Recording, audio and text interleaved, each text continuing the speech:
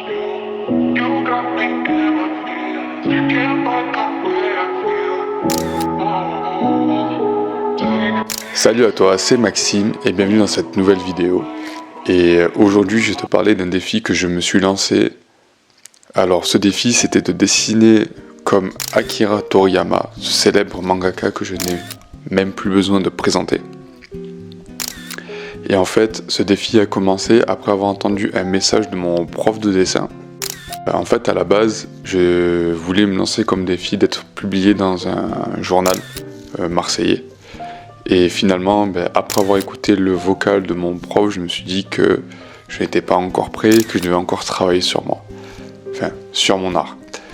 Donc du coup, en écoutant ses conseils, j'ai décidé de dessiner comme Akira Toriyama, enfin du moins d'apprendre son style à l'époque où il faisait du Dr Slump. Pendant 10 jours, j'ai dessiné tous les jours du Dr Slump en essayant de reproduire les personnages. Je suis parti à la bibliothèque pour emprunter des mangas. Au passage, j'en ai même profité pour lire la fin de Silver Spoon, fin qui était pas top d'ailleurs au passage. Mais bon, ça c'est un autre sujet. Du coup en fait pour la réalisation de ce défi en fait j'ai décidé d'utiliser deux de mes connaissances, enfin le deep work et l'effet cumulé. Donc en fait le deep work, si tu sais pas ce que c'est, en gros c'est une méthode de travail qui consiste à travailler dans un silence complet en n'ayant aucune chose qui va venir nous déconcentrer, comme couper les notifications, ne pas avoir de musique, ne pas prendre d'appels, ne pas avoir de bruit environnant, tout ça. Et l'effet cumulé, en fait, l'auteur de l'effet cumulé nous dit que si on pratique tous les jours à petite dose une certaine activité, par exemple, on aura des effets sur le long terme. Il prend l'exemple d'une femme qui travaillait pour lui dans une de ses entreprises, et en fait, cette femme était tombée enceinte, et après avoir accouché, elle avait pris du poids. Elle voulait courir un marathon ou un semi-marathon, et lui, il a conseillé, au lieu de commencer de suite par courir un 5 km quoi, c'était juste en fait de marcher et de garer la voiture à 1,5 km du travail et de chez elle, pour l'obliger en fait à marcher 4 fois par jour. Juste 1,5 km.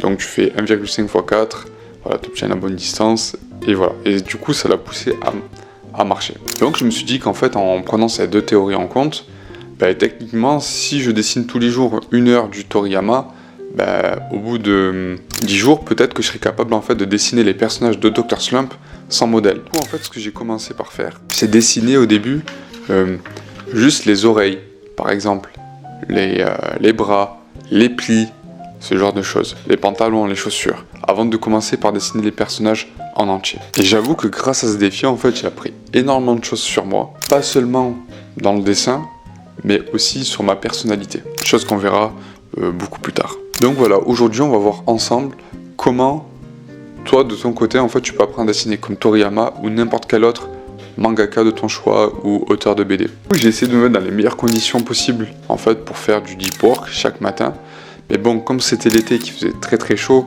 en fait j'ai ouvert mes fenêtres de chez moi et malheureusement le bruit environnant m'empêchait d'être vraiment concentré pleinement sur ce que je faisais.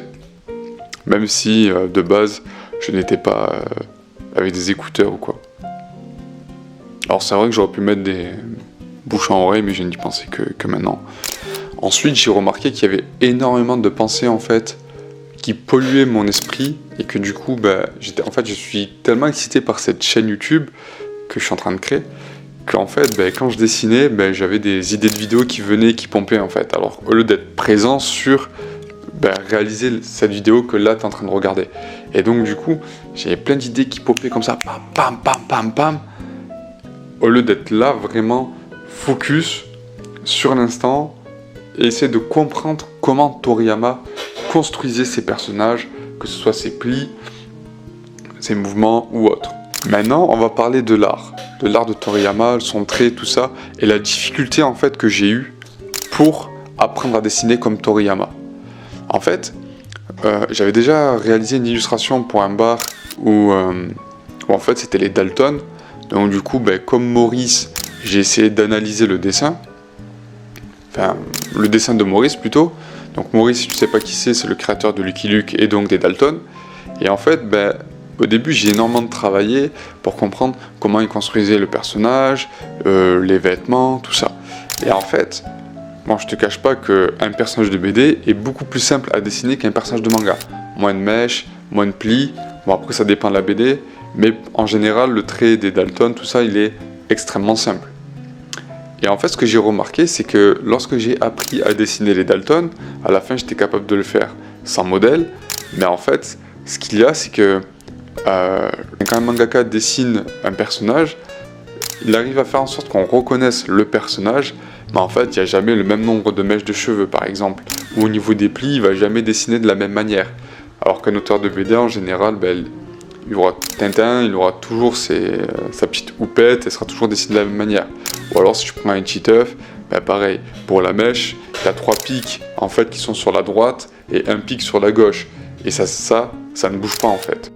Là, la difficulté, en fait, ça a vraiment été le malaise que j'ai eu pour comprendre vraiment le pli, parce qu'à chaque fois que je voulais même dessiner le même personnage, vu que je voulais pas toujours dessiner la même case, et que je le mettais je reprenais différentes cases du manga, en fait, pour le dessiner peut-être de profil, de face ou autre, la difficulté que j'ai eue, c'est que, voilà, compliqué de retenir un personnage si à chaque case il n'est pas dessiné de la même manière. Pour la réalisation de ce challenge, en fait, j'ai commencé par dessiner des petites étapes en fait, plutôt que de dessiner les personnages directement en entier. Donc j'ai commencé au début par juste dessiner les oreilles, les plis des bras, les pantalons et les chaussures, pour comprendre comment Toriyama construisait les vêtements, tout ça. Ensuite, pareil, par rapport aux expressions, juste dessiner les yeux, comment il faisait la bouche. Par exemple, les petites trames là qu'il met sous les yeux pour montrer que le personnage est un peu timide, ou même les petits détails, les petits traits, la petite trame qu'il met sur ses bras en fait, sur les bras des personnages. D'ailleurs, c'est ce qu'il a laissé tomber pour DBZ. Dans Dragon Ball, il a arrêté de le faire. Là, ça fait plus de 10 jours que je fais du Toriyama. Mais là, aujourd'hui, est-ce que je suis capable de dessiner un personnage de Toriyama? Donc je vais essayer de refaire Aral et un autre personnage, je crois que c'est son père là, le mec qui construit toujours des trucs. Ouais, parce qu'en fait j'ai fait du Dr Slump sans avoir lu Dr Slump, donc je ne connais même pas le nom des personnages. Donc voilà, on va voir ça tout de suite. Je vais me filmer en train de dessiner de tête et voir est-ce que c'est rentré ou pas. Allez, c'est parti, je te dis à de suite.